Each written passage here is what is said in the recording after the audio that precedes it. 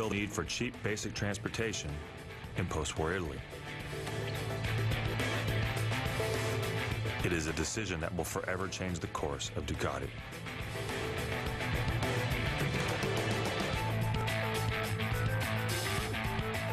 In 1946, Ducati builds a tiny engine called the Cucciolo and mounts it to an old bicycle frame. That's the beginning of the story, the seed that grows the tree of tradition in Ducati. That engine was the Cucciolo, or in English, puppy. The Cucciolo makes just 1.5 horsepower, but what's really important about the tiny little engine is that it is the first new mechanical device of any kind to be manufactured anywhere in post-war Europe.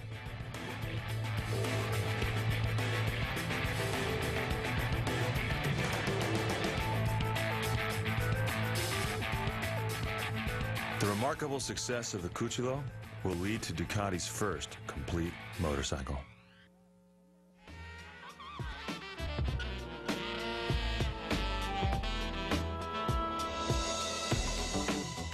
In 1950, Ducati introduces the 60 Sport. It is the first true Ducati motorcycle with a top speed of 40 miles an hour.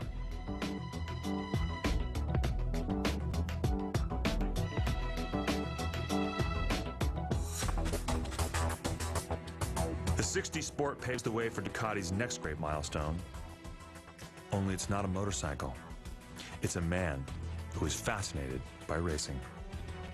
In 1954, the company hires a young engineer named Fabio Taglioni. He is a recent graduate from the University of Bologna, one of Europe's oldest universities and a school famous for its science and engineering programs.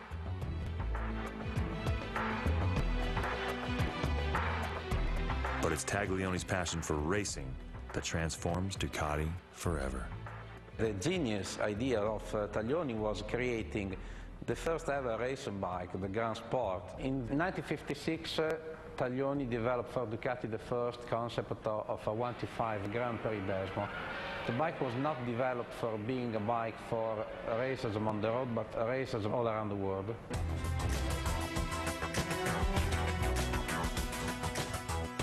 Taglioni's creation of the 125 Grand Prix Desmo instantly creates a type of dual personality for Ducati. On one hand, Ducati makes its money selling street bikes to the public. But on the other hand, its sales are the result of the fame Ducati achieves on the racetrack. Ducati's racing image becomes immortalized in 1956 when the 125 Desmo wins the Swedish Grand Prix.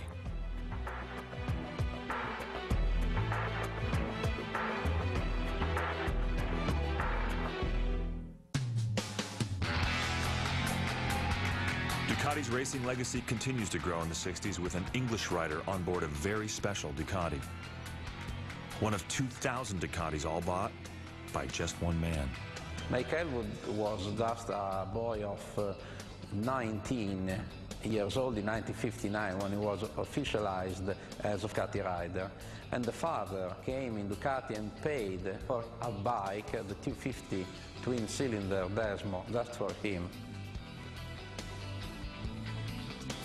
These days, no fathers can pay to his son, even if he could be a master of speed on MotoGP or Superbike.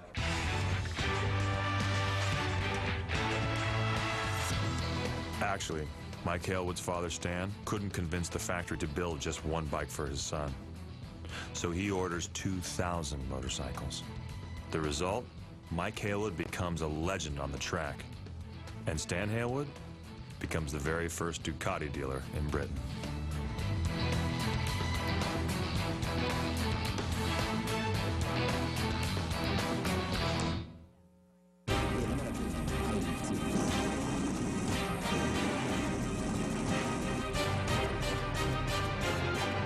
A decade later, another English rider, Paul Smart, would ride another new Ducati racing bike to victory.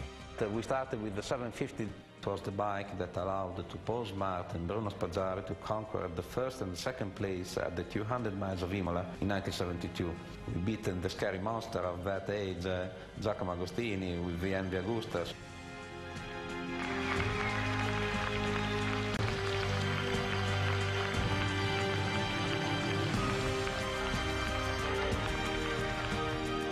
Paul Smart's victory over Giacomo Agostini in the 200 miles of Imola is the foundation of a new Ducati tradition, winning races with modified street bikes.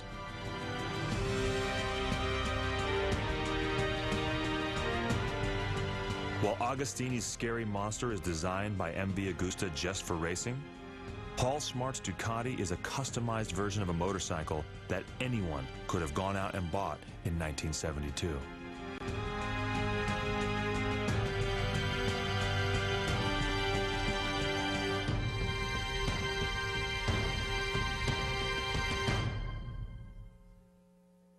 They may be production bikes, but they're production race bikes. They are the foundation on which Ducati's built its reputation and racing success.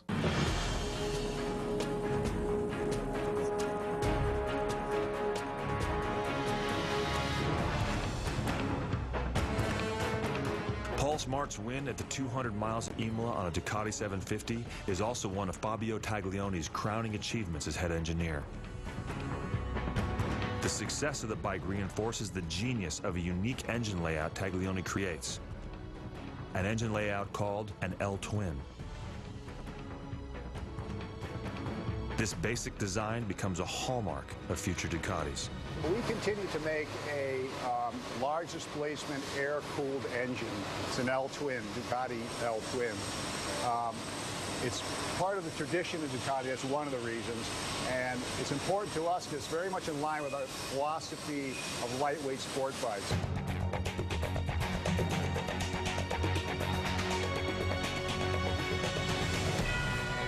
Fabio Taglioni's legacy is truly unique. Rarely, if ever, does one man's work continue to define the production and development of an entire motorcycle brand. He loved to design racing bike, and from time to time he designed also production bike. That was where we were be, you know. And so this is part of our history. We started the World Superbike Championship, and we never stopped racing World Superbike.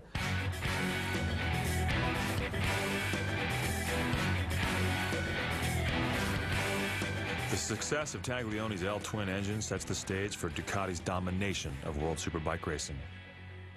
Next decision was to hire Carl Fogarty. That is one of the milestones of our brand. We won an incredible 4 championships with him.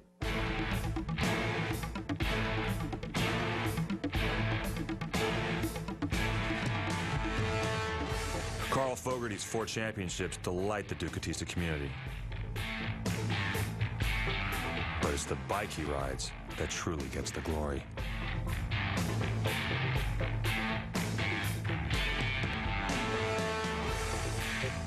In 1995, Ducati shocks the world with the introduction of the 916. It is a motorcycle that captivates both riders and non-riders alike, becoming the icon of what all sport motorcycles should be: sleek, powerful, sexy, and successful on the racetrack. 916 became so popular at that time, like Vespa in the early 40s, for motorcycle enthusiasts. There have been no other concept of this bike have been so able to capture the interest, like love at first sight. The best bikes ever of the 90s, that was 916. Everyone in the planet loved this bike.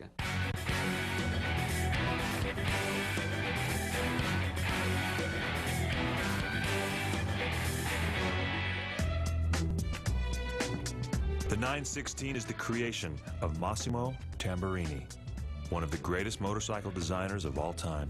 Diciamo che se bisogna distinguere. My intent was to give a strong personality to our motorcycles. This is how the low headlights were born. I had to convince them all by never letting go and keep pushing my idea. A serious issue came up with the rear part of the motorcycle.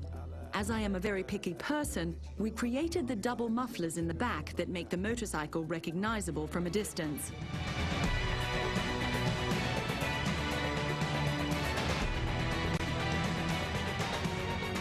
It was just sex on wheels. It really was. I mean, it just looked like it was going 120 miles an hour sitting still.